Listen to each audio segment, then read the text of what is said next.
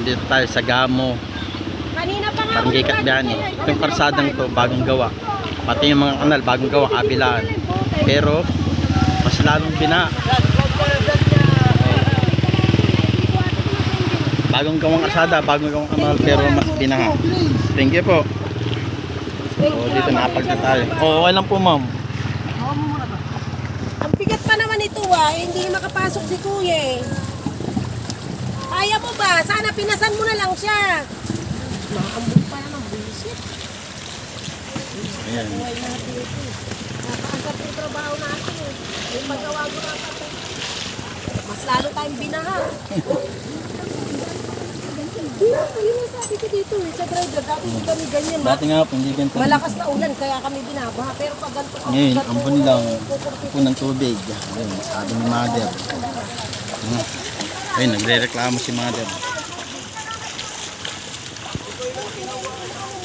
So yan. Ay, si kuya, taga dito rin. Kung kailan daw bina, tsaka lalong bina. Kung kailan ginawa pala, lalong bina. Ayan. Pangit patikan na lang, hindi pantay-pantayan eh.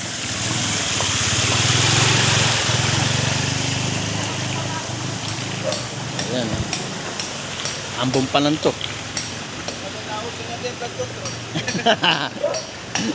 Nadali ng flood control ata itong lugar na to.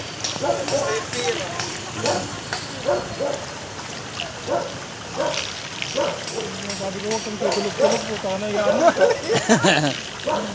Sinasa niyo yung pagkalawan, nilalabas na ako.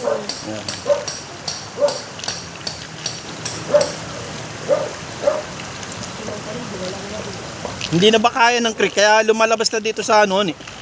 Parang doon sa loob din yan eh, sa may likod ng ano. Kung mabawang kanal na kasi dyan. Dito parang baw na yan. Nakarangan na ng mga wahay. Yung kailangan dito, yung kailangan pa yung kinghan sa likodan eh. Ate doon, sa doon. Kapong talaga, hindi na kaya. Yan.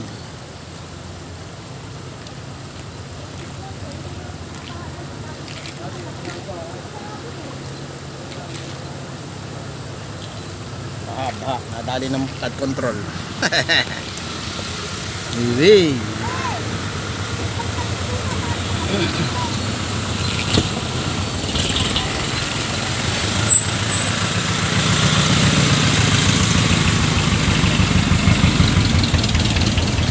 Yan.